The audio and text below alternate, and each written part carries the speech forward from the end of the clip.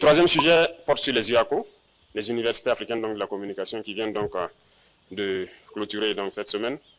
Un événement qui peut passer inaperçu, mais d'une importance capitale. Nous passons le temps à faire comprendre que la communication est un levier très important et très stratégique, surtout en temps de guerre. C'est à travers la communication que les impérialistes ont toujours détruit l'Afrique. Toutes ces guerres, ces divisions, ces haines qui sévissent sur le continent, depuis l'esclavage jusqu'à nos jours, c'est à travers la communication d'abord. Et ça continue avec le néocolonialisme qui sévit aujourd'hui. Par la communication, ils essaient toujours de nous dresser les uns contre les autres. Dieu merci aujourd'hui, à travers nos Waïnia, à travers nos Birsé, ils ont réussi à inverser la tendance, à déconstruire tous les mensonges de l'impérialisme. Nous les rendons hommage pour cela. Quoi qu'il faille, continuer à encadrer cette communication.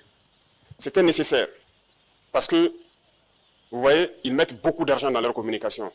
Mais en plus de tout cela, ils nous utilisent nous-mêmes pour financer cette communication contre nous. Vous ne pouvez pas comprendre que la victime elle-même donne l'arme à son bourreau, voilà, pour la tuer. Parce que, en faisant donc l'arbitrage budgétaire en 2024, je me suis rendu compte de quelque chose de très grave. Et ça se passe dans presque tous les pays africains, surtout les pays francophones.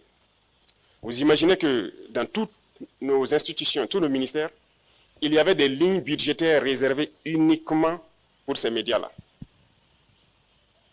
C'est en faisant l'arbitrage que j'ai découvert que dans chaque ministère, dans chaque institution, il y a une ligne budgétaire dédiée à cela. Donc, un transfert systématique vers des médias comme Jeune Afrique, Le Monde, et ainsi de suite, et ils nous envoient leurs journaux. Donc, qu'on le veuille ou pas, qu'on veuille lire ou pas, notre budget était transféré à ces médias-là. Et qu'ils écrivent souvent pour nous détruire. Et ça se passe dans presque tous les pays africains, surtout francophones. Mieux, ils ont trouvé le stratagème de trouver dans nos pays des sociétés, généralement des sociétés d'État, qui sont vraiment posées financièrement, pour être actionnaires de leurs médias. Et vous savez qu'un média, ça ne produit pas forcément quelque chose. Donc, si vous êtes actionnaire, très souvent, vous êtes amené à injecter de l'argent pour permettre le fonctionnement de la chose, parce que vous n'attendez pas un bénéfice. Et là aussi, on vient de le découvrir il n'y a pas très longtemps, avec le nouveau directeur général qui est arrivé dans une société. Il se trouvait que la société, au Burkina Faso, est actionnaire donc, de ces médias-là. Et au conseil d'administration, donc, il s'était agi de transférer de l'argent, et c'est ce qui se passe d'habitude. Donc, il a pris le soin de rendre compte pour comprendre, et nous avons dit d'arrêter ça automatiquement et de sortir de leur capital. Certes, ils ne pourront pas nous rembourser ce qu'ils nous doivent, mais nous n'allons pas continuer chaque année encore à les verser de l'argent. Au Burkina Faso, par exemple, c'est la LONABé qu'ils avaient ciblée. Et c'est la LONABé qui était actionnaire donc, au niveau d'un média comme Jeune Afrique.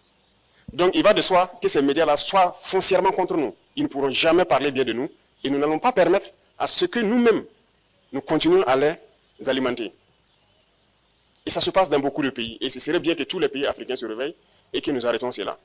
Ils passent par plusieurs manières, en faisant du chantage à des États, à des chefs d'État, à des opérateurs économiques qui versent de l'argent chaque mois ou chaque année pour qu'ils parlent bien d'eux.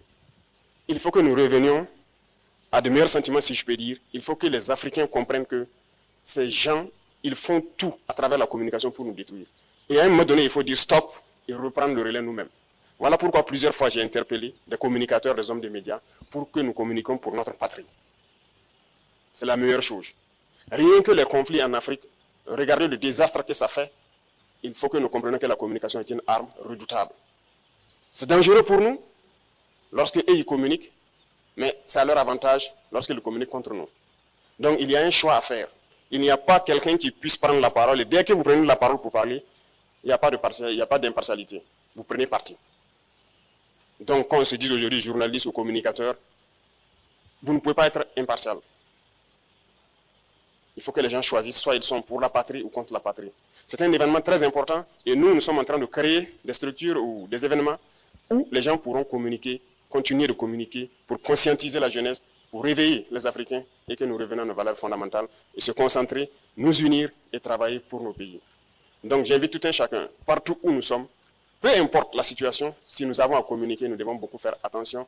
Et si nous venons à écouter la communication de certains médias, il faut savoir faire aussi la part des choses, parce que c'est une arme importante. Ils peuvent changer votre manière de voir les choses, ils peuvent vous retourner les uns contre les autres à travers la communication.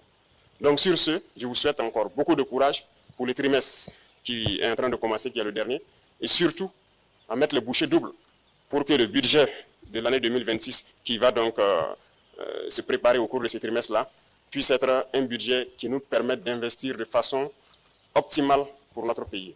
Merci beaucoup à tous. Je vous souhaite une très bonne semaine et que Dieu protège notre chère patrie. La patrie ou la mort, nous vaincrons. Je me rappelle un jour, au cours d'une patrouille, on a pris une mine.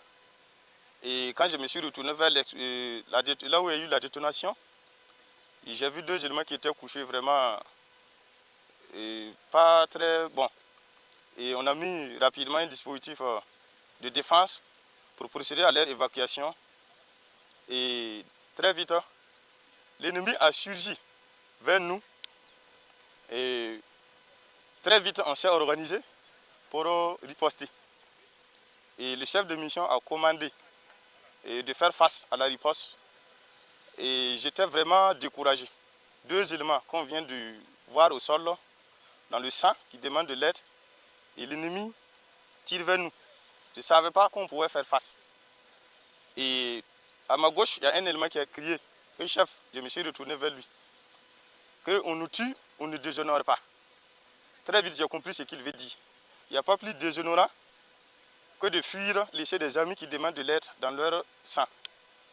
Et on s'est réorganisé, on a tenu, et l'ennemi a eu beaucoup de pertes. Il a reculé, et nous, on a pu évacuer nos camarades. Vraiment, j'étais fier, et eux aussi, ils étaient fiers de nous, parce qu'on ne les a pas abandonnés. Au retour vers la ville, vraiment, la population était sortie pour nous accueillir, parce qu'ils entendaient les crépitements des armes. Ils ont su que nous avons pris le dessus sur l'ennemi, et vraiment, ils nous galvanisaient quand on rentrait. Ça criait, et gloire aux militaires et aux VDP. Vraiment, on était émerveillés ce jour-là. Donc, c'est le lieu pour moi de parler à vous, population, d'être derrière vos FDS et vos VDP, parce qu'ils sont engagés pour la paix au Burkina Faso. Je peux dire ici que nous sommes engagés pour tout le monde, sans distinction de religion ou d'ethnie. C'est pour tout le monde que nous nous sommes engagés. Donc, la main dans la main, restez toujours derrière vos FDS et vos VDP pour qu'ensemble on puisse vaincre l'ennemi et qu'on puisse vivre comme avant.